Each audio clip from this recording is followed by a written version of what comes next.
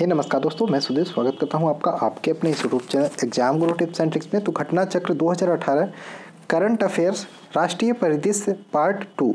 तो घटना चक्र की ये बुक है करंट अफेयर्स की, और 1 सितंबर 2017 से 23 सितंबर 2018 की चीज़ें इसमें संकलित की गई हैं करंट अफेयर्स। और जिसमें जो पहला टॉपिक है राष्ट्रीय परिदृश्य, उसका पार्ट 1 मैंने आपको करा दिया था। पार्ट 2 है इसमें, और जिसमें जो भी क्वेश्चंस दिए गए, जो भी इंपॉर्टेंट चीज़ें दी गई, उसका ऑल इंपॉर्टेंट टॉपिक्स को ही हम कवर कर रहे हैं और अच्छे से कर रहे हैं। पार्ट 1 आपने देखा, आपको बहुत पसंद भी आया, आपने लाइक भी किया और आपने आगे इसे चलाने को भी बोला। तो पूरा बुक कोशिश करेंगे कंप्लीट हो जाए आपका यहीं। और जो लोग बुक का PDF लेना चाहते हैं वो लोग टेलीग्राम ग्रुप में जुड़ जाएं। और आज ये जो राष्ट्रीय परिदृश्य का पार्ट 2 जैसे ही कंप्लीट होता है, मैं इसका जो PDF है वो टेलीग्राम वाले ग्रुप में डाल दूंगा। टेलीग्राम ग्रुप में ज्वाइन होने के लिए इसी वीडियो के डिस्क्रिप्शन में आपको लिंक मिल जाएगा, वहाँ से आप डायरेक्ट जुड़ सकते हैं। तो चलिए आज का ये टॉपिक शुरू करते हैं। चैनल पर नए तो चैनल को सब्सक्राइब जरूर कर दीजिएगा, ठीक है। तो जैसा कि पहले वाले पार्ट में मैंने डिटेल में बता दिया था, तो ये वाली बुक है करंट अफेयर्स घटना चक्र की है, जिसमें 1 सितंबर 2017 से 23 सितंबर 2018 का देख सकते हैं आप दिया गया है। और आइए टॉपिक्स देख लेते हैं क्या क्या टॉपिक्स हैं। पहला टॉपिक राष्ट्रीय परिदृश्य, ये आपका पार्ट 2 में यहाँ तक पूरा कंप्लीट होगा। पार्ट 1 हो गया है, पार्ट 2 आज कर रहे हैं हम। उसके बाद नेक्स्ट टॉपिक होगा विधिक परिदृश्य, उसके बाद थर्ड टॉपिक होगा अंतर्राष्ट्रीय परिदृश्य, उसके बाद नेक्स्ट होगा आर्थिक परिदृश्य, वैज्ञानिक परिदृश्य, उसके बाद उत्तर प्रदेश विशेष प्लस संक्षिप्त प्लस उसके बाद खेल परिदृश्य। तो पूरा करंट अफेयर्स हम कंप्लीट करेंगे। अभी हम चलते हैं पार्ट 2 पे, ठीक है। पार्ट 1 में हमने ये सारी चीज़ें अभी कंप्लीट कर ली थी कल वाले पार्ट में। चलते हैं, देखते हैं कहाँ से हमारा नेक्स्ट कराना है, ठीक है। तो चलिए शुरू करते हैं। सबसे पहले हमारा टॉपिक यहाँ तक हो गया था। इसके बाद देखते हैं ग्रीन महानदी योजना। देखिए जो इंपॉर्टेंट टॉपिक्स है मैंने लिख दिया है, इंपॉर्टेंट पॉइंट ही हम करेंगे जो हमारे वीडियो UPP एग्जाम्स को कवर कर ले, ठीक है। ग्रीन महानदी योजना की बात करें, ये यहाँ पे चल रहा है, ठीक है। ये चल रहा है ग्रीन महानदी योजना। इसकी बात करें तो 24 जुलाई 2018 को उड़ीसा के मुख्यमंत्री नवीन पटनायक, तो यहाँ पे देख लीजिए उड़ीसा के मुख्यमंत्री कौन है, नवीन पटनायक जी हैं। और उन्होंने बौद्ध और सुवर्णपुर जिलों की यात्रा के दौरान ग्रीन महानदी योजना का शुभारंभ किया। आखिर ये ग्रीन महानदी योजना है क्या, तो इसके बारे में जान लेते हैं। तो इसके बारे में देख लेते हैं। तो इसमें लिखा है साफ साफ, ग्रीन महानदी की योजना के अंतर्गत महानदी आपको पता होगा, और ईब नदी के किनारे लगभग 2 करोड़ पौधे लगाए जाएंगे। आपको पता है पौधे नदियों के किनारे क्यों लगाए जाते हैं, जिससे अगर जो मान लीजिए बाढ़ उड़ आता है तो उसके प्रवाह को रोकने के लिए, या फिर मृदा अपरदन को रोकने के लिए। आजकल बहुत सारी चीज़ें ऐसी होती हैं जो जैसे बाढ़ आता है तो मिट्टी धंस जाती है या फिर सारी चीज़ें बह जाती है, तो इन सारी चीज़ों को रोकने के लिए ये सारी चीज़ें की जा रही हैं। तो ग्रीन महानदी मिशन की बात करें 2018 का, इसका मुख्य उद्देश्य महानदी के प्रवाह को बनाए रखना तथा इसके किनारे हो रहे मृदा अपरदन को रोकना तथा भूमिगत जल भंडारण में वृद्धि करना इसका लक्ष्य रखा गया है, ठीक है। अब आते हैं नेक्स्ट, चलते हैं नेक्स्ट। हमारा जो करंट अफेयर्स यहाँ पे देख सकते हैं 16 दिसंबर की बात करें, 16 दिसंबर 2017 को मिजोरम में प्रधानमंत्री नरेंद्र मोदी ने ट्यूटोरियल जल विद्युत परियोजना का जो थी उसको राष्ट्र को समर्पित किया, यानी कि बन गया, उसको राष्ट्र को चलाने के लिए दे दिया, ठीक है। चलिए देख लेते हैं 16 सितंबर 2017 को इसका उद्घाटन किया किसने, नरेंद्र मोदी जी ने। कहाँ पे, मिजोरम में। ट्यूटोरियल जल विद्युत परियोजना का उद्घाटन नरेंद्र मोदी जी ने किया, कहाँ पे, मिजोरम में। और इसकी बात करें, ट्यूटोरियल जल परियोजना मिजोरम में स्थापित सबसे बड़ी परियोजना है। तो ध्यान रखिएगा, ट्यूटोरियल परियोजना आपका मिजोरम में है, उद्घाटन नरेंद्र मोदी जी ने किया, और ये मिजोरम की सबसे बड़ी परियोजना है, ठीक है। आगे चलते हैं, यहाँ पे एक और इम्पोर्टेंट टॉपिक आपका देख लेते हैं। 9 मार्च 2018 को भारतीय जनता पार्टी के नेता विप्लव कुमार देव के नेतृत्व में त्रिपुरा में नई सरकार का गठन हुआ। ध्यान रखिएगा, त्रिपुरा में पहली बार भारतीय जनता पार्टी की सरकार बनी और मुख्यमंत्री जो बनाए गए विप्लव कुमार देव, इसको ध्यान रखिएगा, ठीक है। नेक्स्ट जो टॉपिक है राष्ट्रीय पर्यटन सम्मेलन। तो राष्ट्रीय पर्यटन सम्मेलन की बात करें, 13 जुलाई 2018 को जयपुर राजस्थान में द्वितीय राष्ट्रीय पर्यटन सम्मेलन यानी कि सेकंड नेशनल टूरिज्म कॉन्क्लेव 2018 का आयोजन किया गया। देखिए राष्ट्रीय पर्यटन सम्मेलन जो भी चीज़ें होती हैं वो अपने राज्य में पर्यटन को बढ़ावा देने के लिए होती है। तो इस सम्मेलन की बात करें, पर्यटन विभाग राजस्थान सरकार एवं राजस्थान टूरिज्म डेवलपमेंट कॉर्पोरेशन और इलेट्स टेक्नो मीडिया प्राइवेट लिमिटेड के तत्वाधान में किया गया। और यहाँ पे देखिए साफ साफ लिखा है, यह राजस्थान में पर्यटन क्षेत्र को प्रोत्साहित तथा विकसित करने के लिए प्रासंगिक हितधारकों और विचारों के अनुभव को साझा करने के लिए एक मंच था, ठीक है। तो ये राष्ट्रीय पर्यटन सम्मेलन की बात करें, क्वेश्चन है कहाँ पे हुआ, राजस्थान में हुआ, और राष्ट्रीय पर्यटन सम्मेलन सेकंड था, ये ध्यान रखिएगा, ठीक है। नेक्स्ट बात करें, आपका जो टॉपिक है गंगा वृक्षारोपण अभियान। इसमें क्या होगा, गंगा के किनारे जितने भी गाँव है उनको पहले स्वच्छ किया जाएगा और गंगा के किनारे वृक्ष लगाए जाएंगे, ठीक है। यहाँ पे 9 से 15 जुलाई 2018 के मध्य गंगा बेसिन 5 प्रमुख राज्यों, देखिए 5 प्रमुख राज्यों उत्तराखंड, उत्तर प्रदेश, बिहार, झारखंड और पश्चिम बंगाल, और ये जो 5 राज्य है यहीं से गंगा होकर बहती है। तो ध्यान रखिएगा, गंगा वृक्षारोपण अभियान जो आयोजित किया गया कहाँ कहाँ पे किया जाएगा, उत्तराखंड, उत्तर प्रदेश, बिहार, झारखंड और पश्चिम बंगाल। इस कार्यक्रम का मुख्य उद्देश्य गंगा नदी के संरक्षण में वनों के महत्व के प्रति समानियोजन तथा हितधारकों को जागरूक करना है। अब देखिए इसमें उत्तर प्रदेश में इस कार्यक्रम को क्या नाम दिया गया, गंगा हरितमा, ठीक है, ये भी ध्यान रखिएगा। उत्तर प्रदेश में इस मिशन का जो नाम दिया गया गंगा हरितमा। अब देखिए गंगा हरितमा अभियान का शुभारंभ 7 अप्रैल 2018 को मुख्यमंत्री योगी आदित्यनाथ द्वारा किया गया, ये भी ध्यान रखिएगा। जो उत्तर प्रदेश में गंगा वृक्षारोपण अभियान है उसका नाम उत्तर प्रदेश में गंगा हरितमा अभियान, जिसका उद्घाटन जो है, शुभारंभ जो है 7 अप्रैल 2018 को मुख्यमंत्री योगी आदित्यनाथ द्वारा किया गया। उसके बाद नेक्स्ट जो टॉपिक इंपॉर्टेंट हमारा सेवा भोज योजना। सेवा भोज योजना की बात करें, यह भारत सरकार के संस्कृति मंत्रालय द्वारा सेवा भोज योजना नामक एक नई योजना शुरू की गई है। इसमें कुल 325 करोड़ रुपये खर्च करने की योजना बनाई गई है। और ध्यान रखिएगा सेवा भोज योजना जो है वो एक केंद्रीय योजना है और ये केंद्र द्वारा चलाई जाएगी, ठीक है। आगे चलते हैं, कुछ और इम्पोर्टेंट टॉपिक्स नेक्स्ट पेज पे देखते हैं जो हमारे एग्जाम के बेसिस से इम्पोर्टेंट हैं, ठीक है। बात करें सेवा भोज योजना की, ये किसी योजना के तहत चैरिटेबल ट्रस्ट संस्थानों द्वारा लोगों को निःशुल्क भोजन, ठीक है, ध्यान रखिएगा। सेवा भोज योजना में मैंने बता दिया, लेकिन सेवा भोज योजना में चैरिटेबल धार्मिक संस्थान जो है द्वारा उनके द्वारा निःशुल्क भोजन वितरण कराया जाएगा। आगे चलते हैं नेक्स्ट टॉपिक पे। नेक्स्ट हमारा ये टॉपिक है अटल अमृत अभियान, ठीक है। अटल बिहारी वाजपेयी अभी जानते हैं, और उनसे रिलेटेड जितने भी योजनाएं हैं उसको अच्छे से पढ़ लीजिएगा। अटल बिहारी वाजपेयी से रिलेटेड जितने भी आपके टॉपिक्स हैं उसको क्लियर कर लीजिए, क्योंकि यहाँ से आपका एक प्रश्न 100% बना है। तो अटल बिहारी वाजपेयी की बात करें, अटल अमृत अभियान, ये इसका जो शुरुआत किया गया असम सरकार द्वारा 18 अप्रैल 2018 को किया गया। क्या नाम था, अटल अमृत अभियान। इसमें क्या है, इसमें क्या करना है, अटल अमृत अभियान की बात करें तो यह एक स्वास्थ्य बीमा योजना है जिसके तहत प्रत्येक लाभार्थी को 2 लाख रुपए नगद रहित इलाज उपलब्ध करवाया जाएगा। क्या नाम है, अटल अमृत योजना। कहाँ पे चलाया जाए, असम में, असम सरकार द्वारा, ठीक है। आगे चलते हैं, नेक्स्ट जो टॉपिक है इंपॉर्टेंट हमारे एग्जाम के हिसाब से उसको देख लेते हैं। 8 मार्च 2018 को नेफ्यू रियो, ध्यान रखिएगा, नेफ्यू रियो ने नागालैंड के मुख्यमंत्री के रूप में शपथ ली। तो नागालैंड के जो मुख्यमंत्री बने 8 मार्च 2018 को नेफ्यू रियो, ध्यान रखिएगा। और बात करें उनके बारे में तो उन्होंने चौथी बार नागालैंड के मुख्यमंत्री के रूप में शपथ ली, और ये भाजपा और एनडीपीपी के गठबंधन के तौर पर पहली बार मुख्यमंत्री बने। कौन, नेफ्यू रियो, ध्यान रखिएगा। उसके बाद नेक्स्ट बात करें, 6 मार्च 2018 को नेशनल पीपुल्स पार्टी यानी कि एनपीपी तथा के प्रमुख कॉनराड संगमा मेघालय के 12वें मुख्यमंत्री बने। कौन, कॉनराड संगमा, ठीक है, ये भी ध्यान रखिएगा। एनपीपी के प्रमुख है कॉनराड संगमा और मेघालय के किस नंबर के, 12वें नंबर के मुख्यमंत्री बने। आगे चलते हैं, नेक्स्ट जो टॉपिक हम देख लेते हैं। 12 से 16 जनवरी 2018 के बाद गौतम बुद्ध विश्वविद्यालय गौतम बुद्ध नगर ग्रेटर नोएडा में राष्ट्रीय युवा महोत्सव यानी कि नेशनल यूथ फेस्टिवल का आयोजन किया गया। नेशनल यूथ फेस्टिवल का आयोजन कहाँ किया गया, गौतम बुद्ध ग्रेटर नोएडा उत्तर प्रदेश में, और यह 12 से 16 जनवरी के मध्य गौतम बुद्ध विश्वविद्यालय में किया गया, ध्यान रखिएगा। उसके बाद नेक्स्ट जो टॉपिक है, राष्ट्रीय युवा महोत्सव का मुख्य जो संकल्प था यानी कि थीम था, संकल्प से सिद्धि। इंपॉर्टेंट टॉपिक से एग्जाम के लायक है, तो ध्यान रखिएगा। नेशनल यूथ फेस्टिवल हुआ कहाँ पे, नोएडा में, गौतम बुद्ध नगर, गौतम बुद्ध यूनिवर्सिटी में। उसके बाद इसका जो थीम था वो था संकल्प से सिद्धि, ये भी ध्यान रखिएगा। उसके बाद बात करें राष्ट्रीय युवा महोत्सव से रिलेटेड कुछ इंपॉर्टेंट टॉपिक है। पहली बार यह राष्ट्रीय युवा महोत्सव का आयोजन एनसीआर यानी कि नेशनल कैपिटल रीजन क्षेत्र में किया गया, और यह राष्ट्रीय युवा महोत्सव का 22वां संस्करण था, ये भी आप ध्यान रखिएगा, इंपॉर्टेंट है। नेक्स्ट पेज पे चलते हैं। नेक्स्ट टॉपिक जो हमारे एग्जाम के बेस पर इंपॉर्टेंट हो सकता है, उसमें आपका पहला पोषण अभियान यानी कि राष्ट्रीय पोषण मिशन। इसकी बात करें तो राष्ट्रीय पोषण मिशन की बात करें 24 जुलाई 2018 को केंद्रीय महिला एवं बाल विकास मंत्रालय द्वारा पोषण अभियान के तहत इंडियाज न्यूट्रिशन चैलेंज के पर राष्ट्रीय परिषद की अध्यक्षता में दूसरी बैठक में इसको किया गया। क्या नाम है, पोषण अभियान।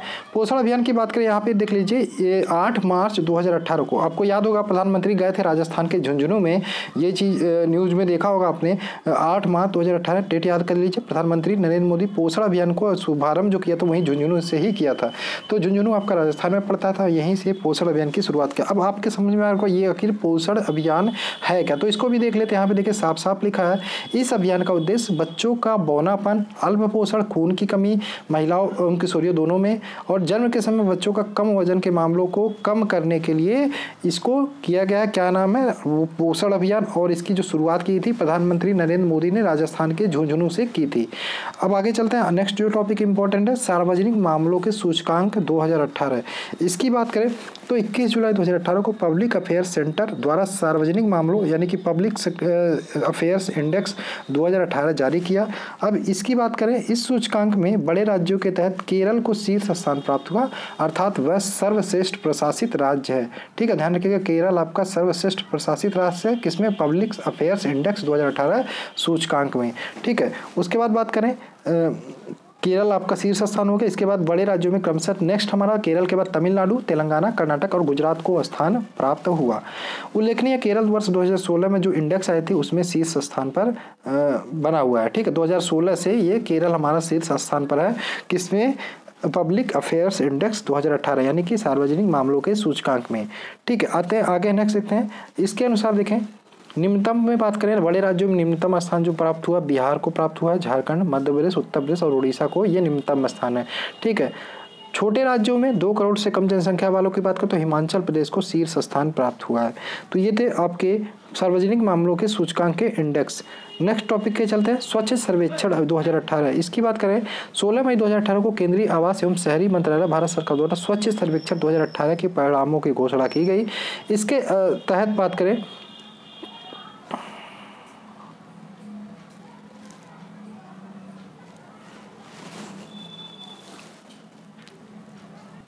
एक से 31 अगस्त तक 2018 के मध्य सभी जिलों में एक स्वतंत्र सर्वेक्षण एजेंसी द्वारा सर्वेक्षण की जांच की जाएगी। ठीक है, आगे चलते हैं, इसमें देखिए 3 यथा राज्यों में इसकी शुरुआत की गई। कहाँ से, उत्तर प्रदेश, झारखंड और महाराष्ट्र से स्वच्छ सर्वेक्षण ग्रामीण 2018 का शुभारंभ किया गया। आगे चलते हैं, नेक्स्ट जो हमारा टॉपिक है,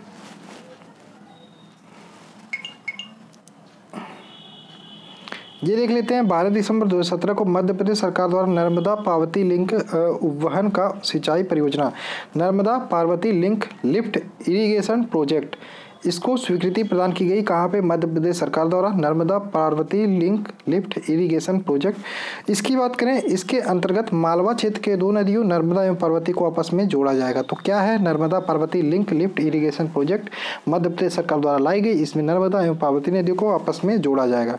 नेक्स्ट जो टॉपिक है, 16 से 18 जनवरी 2018 के बाद नई दिल्ली में तृतीय रायसीना वार्ता का आयोजन किया गया। रायसीना वार्ता के बारे में थोड़ी बहुत जान लेते हैं।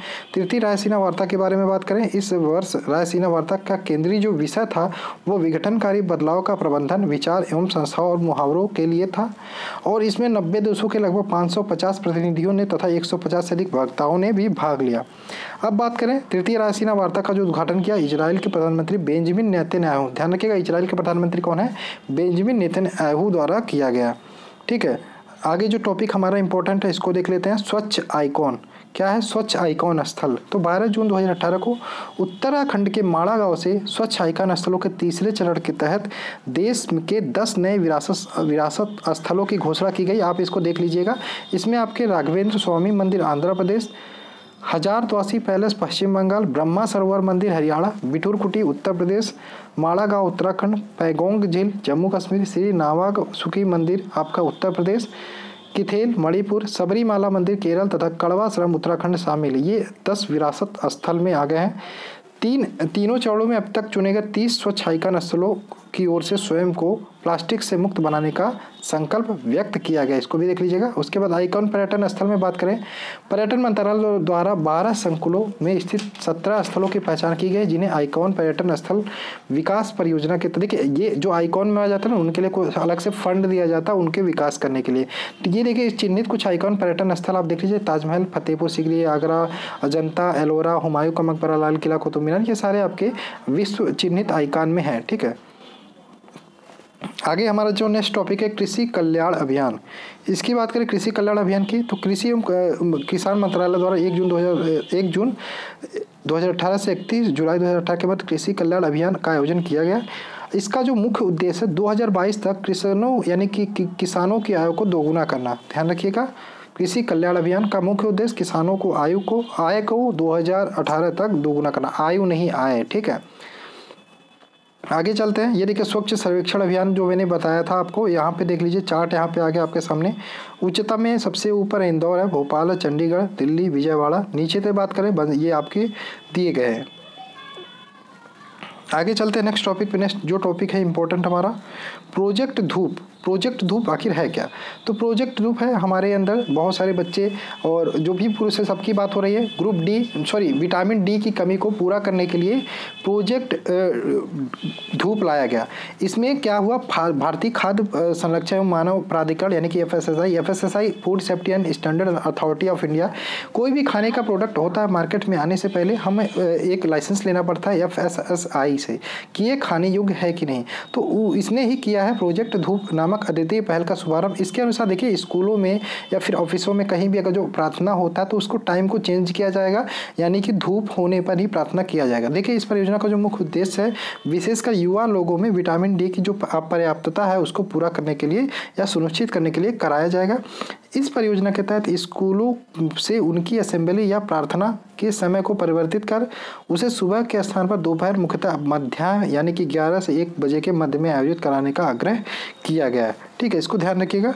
अब देखिए शरीर में विटामिन डी की जो आवश्यकता होती है वो लगभग 90% हमारी धूप से पर्याप्त हो जाती है, यानी कि धूप से पूरी हो जाती है और सिर्फ 10% की आवश्यकता आहार से हमें होती है।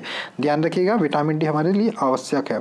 उसके बाद देखिए 2 भाषाओं की खोज की गई, वाल्मीकि एवं मल्हार। ध्यान रखिएगा 2 नई भाषाओं की खोज की गई, वाल्मीकि और पहले से थी ये लुप्त हो रही थी, इनकी खोज की गई। हैदराबाद, ध्यान रखिएगा हैदराबाद विश्वविद्यालय में लुप्त प्राय भाषाओं और मातृभाषा अध्ययन केंद्र है, तो ये ध्यान रखिएगा। Centre for integrated language and mother tongue studies कहाँ पे है? हैदराबाद विश्वविद्यालय में।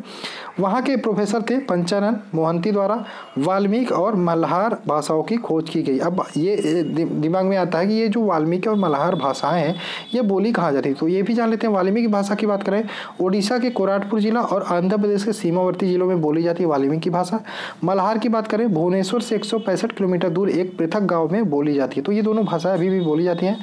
अब मल्हार भाषा बोलने वाले समुदाय में बच्चों के समेत कुल टोटल 75 लोग शामिल है, ध्यान रखिएगा सिर्फ 75। आगे चलते हैं नेक्स्ट, ये कटहल केरल का आधिकारिक फल घोषित कर दिया गया है, इसको ध्यान रखिएगा। 21 मार्च 2018 को केरल सरकार द्वारा कटहल को राज्य का आधिकारिक फल ऑफिशियल फ्रूट घोषित किया गया। केरल का ऑफिशियल फल राजकीय फल हमारा कटहल हो गया, ध्यान रखिएगा। कटहल को वहाँ के ब्रांड के रूप में प्रचारित करने का यह लाभ होगा कि इससे फल एवं इससे संबद्ध उत्पादों की बिक्री में वृद्धि होगी, जिससे लगभग 15,000 करोड़ रुपए के कुल राजस्व प्राप्त होने की संभावना या उम्मीद है। ठीक है, तो केरल का राष्ट्रीय फल घोषित किया कटहल को। ठीक है, नेक्स्ट बात करें भारत की पहली तटीय अकादमी। तटीय अकादमी कहाँ पे है? ये गुजरात में है तटीय अकादमी पहली, और केंद्रीय गृह मंत्रालय द्वारा राष्ट्रीय तटीय पुलिस अकादमी यानी कि NACP national academy of coastal policing की शुरुआत को मंजूरी दी। और राष्ट्रीय तटीय पुलिस अकादमी की बात करें तो गुजरात के देवभूमि द्वारका जिले में ये स्थापित किया जाएगा। ठीक है, तो ये था आपका तटीय पुलिस अकादमी से रिलेटेड। उसके बाद बात करें नेक्स्ट जो आपका इंपॉर्टेंट टॉपिक है ये देख लेते हैं। नवंबर 2017 में भारतीय रेलवे द्वारा जम्मू कश्मीर के रियासी जिले में चिनाब नदी पर निर्माणाधीन विश्व के सबसे ऊंचे पुल मेहराब का निर्माण का शुभारंभ किया। तो विश्व का सबसे ऊंचा पुल जो बन रहा है आपके जम्मू कश्मीर राज्य के मेहराब में बन रहा है, और ये इसका शुभारंभ किसने किया? भारतीय रेलवे द्वारा किया गया। ठीक है, और ध्यान रखिएगा जम्मू और कश्मीर के रियासी जिले में चिनाब नदी पर बन रहा है विश्व का सबसे ऊंचा रेलवे पुल मेहराब।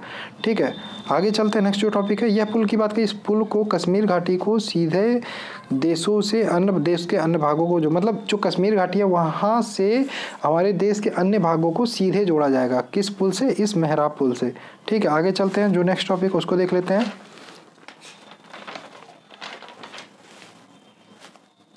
अटल भूजल योजना की बात करें, आपको पता है बारिश होती है, पानी हमारी छतों पर गिरता है, वेस्ट होता है, तो इसी को करने के लिए जल संरक्षण के लिए अटल भूजल, मैंने बोला पहले ही अटल से रिलेटेड जितने भी चीज़ें आप उसको अच्छे से पढ़ ले। तो केंद्र सरकार द्वारा लगातार घटते भूजल संकट का सामना करने हेतु जल संरक्षण की एक महत्वाकांक्षी योजना शुरुआत की जिसका नाम है अटल भूजल योजना। ठीक है, इस योजना का मुख्य उद्देश्य भूजल का पुनर्भरण करना और किसी क्षेत्र के लिए पर्याप्त जल भंडारण करना है। ठीक है, आगे इसमें कुछ इंपॉर्टेंट चीज़ें और हैं, यहाँ पे देख लेते हैं एक लाइन। हिमाचल प्रदेश के नए मुख्यमंत्री कौन है? जयराम ठाकुर। ठीक है, ये है आपका हिमाचल प्रदेश, ये जो देखिए मैंने पहले ही बोला था जो इम्पोर्टेंट है वही मैं कराऊंगा। तो 8 सितंबर 2017 को हिमाचल प्रदेश विधानसभा चुनाव का परिणाम घोषित किया गया, जिसमें कुल 68 विधानसभा सीटों के लिए भारतीय जनता पार्टी को कुल 44 सीटें मिली थी। ठीक है, और हिमाचल प्रदेश के मुख्यमंत्री कौन बने? जयराम ठाकुर। अब आते हैं नेक्स्ट टॉपिक पे, प्रवासी सांसद सम्मेलन की बात करें तो ये द्वितीय प्रथम प्रवासी भारतीय सम्मेलन था, यानी कि पार्लियामेंट्रियन कॉन्फ्रेंस। 9 जनवरी 2018 को भारत सरकार द्वारा प्रवासी भारतीय केंद्र यानी कि नई दिल्ली में प्रवासी सांसद सम्मेलन का उद्घाटन किया गया। प्रथम प्रवासी सांसद सम्मेलन का उद्घाटन प्रधानमंत्री नरेंद्र मोदी द्वारा किया गया। और इसमें सम्मेलन की बात करें, इसमें संयुक्त राज्य अमेरिका, यूनाइटेड किंगडम यानी UK, Canada, Fiji, Kenya, Mauritius, New Zealand, Sri Lanka सहित 23 देशों के 124 सांसद तथा 17 महापौर शामिल किए गए थे। तो क्या नाम है? प्रवासी भारतीय सम्मेलन। नई दिल्ली में प्रथम प्रवासी भारतीय सम्मेलन का आयोजन हुआ, उद्घाटन नरेंद्र मोदी ने किया। लगभग 23 देशों के 124 सांसद और 17 महापौर शामिल हुए थे। ठीक है, इसको ध्यान रखिएगा। नेक्स्ट, स्मार्ट सिटी सूची। स्मार्ट सिटी में आपको पता है 100 सिटी को स्मार्ट किया जाएगा। उसमें जो हमारा 100वां सिटी के रूप में नाम आया वो है शिलांग मेघालय का। तो जून 2018 में शिलांग मेघालय हमारा 100वें स्मार्ट सिटी के रूप में चयन किया गया। अब देखिए ये 4 चरणों में चयन किया गया है, जिसमें 100 स्मार्ट सिटी यानी कि 100 शहरों को चूज किया गया जिन्हें स्मार्ट बनाया जाएगा। इससे पूर्व 19 जनवरी 2018 को केंद्र सरकार द्वारा राष्ट्रीय स्मार्ट सिटी चैलेंज प्रतियोगिता के चरण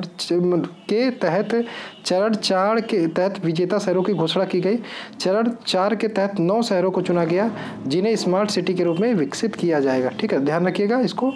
उसके बाद देखिए अभी जो चौथा चरण हुआ इसमें उत्तर प्रदेश के भी कुछ शहर हैं, इसलिए ये आपके लिए बहुत इंपॉर्टेंट हो जाता है। ठीक है, तो उत्तर प्रदेश के कौन कौन से शहर आए हैं? बरेली आपका 5वां स्थान रहा, मुरादाबाद 7वां स्थान और सहारनपुर को 8वां स्थान प्राप्त हुआ। तो बरेली को 5वां, ये मत जानिए कौन सा, आप ये जानिए बरेली, मुरादाबाद और सहारनपुर को चौथे चरण में स्मार्ट सिटी के अंतर्गत उत्तर प्रदेश के ये शहर शामिल किया गया। नेक्स्ट आपका जो टॉपिक इंपॉर्टेंट है, गंगा ग्राम परियोजना। इसकी बात करें तो 23 दिसंबर 2017 को विज्ञान भवन नई दिल्ली में बहुहितधारक गंगा ग्राम स्वच्छता सम्मेलन का आयोजन किया गया। इसका ये मुख्य उद्देश्य यही है कि गंगा के किनारे जितने भी गांव बसे हैं उनको स्वच्छ बनाया जाएगा। ठीक है, इसमें देखिए यहाँ पे साफ साफ लिखा है। इसका जो देखिए ये जो किया गया सम्मेलन वो पेयजल एवं स्वच्छता मंत्रालय द्वारा गंगा ग्राम परियोजना का शुभारंभ किया गया। इसका उद्देश्य गंगा नदी के किनारे से सभी 4470 गाँव को स्वच्छता जागरूकृत एकीकृत विकास करना होगा। देखिए अगर जो गंगा के किनारे के लोग गाँव या फिर साफ होंगे तो जाहिर सी बात है गंगा नदी खुद अपने आप साफ हो जाएगी। ठीक है, गंगा ग्राम परियोजना की शुरुआत बात करें तो नमामि गंगे कार्यक्रम के तहत ही किया गया। आगे चलते हैं, इसमें नेक्स्ट जो टॉपिक है सरदार सरोवर बांध परियोजना। ये आपको पता होगा 17 सितंबर 2017 को प्रधानमंत्री नरेंद्र मोदी ने गुजरात के केवड़िया नामक स्थान पर सरदार सरोवर बांध को राष्ट्र को समर्पित कर दिया। तो ये सरदार सरोवर बांध की बात करें, ये जानते हैं बहुत पुराना है और इसका जो बनने के लिए जो शुभारंभ किया था ये आपका हुआ था पंडित जवाहरलाल नेहरू ने। तो पंडित जवाहरलाल नेहरू ने इसका जो शिलान्यास किया था 5 अप्रैल सन 1961 को। ठीक है, और ये बन के तैयार हुआ 17 सितंबर 2017 को। और इसका जो राष्ट्र को समर्पित किया वो प्रधानमंत्री नरेंद्र मोदी ने सरदार सरोवर बांध को। अब देखिए सरदार सरोवर बांध की बात करें तो ये कहाँ पे है, किस नदी पे है, तो ये जानना जरूरी है।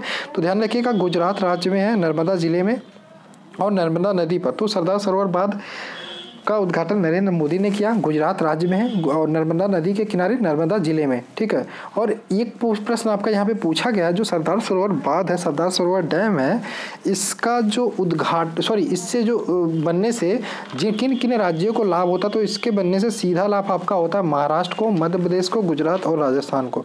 तो सरदार सरोवर बांध से महाराष्ट्र, मध्य प्रदेश, गुजरात और राजस्थान को लाभ हो रहा है।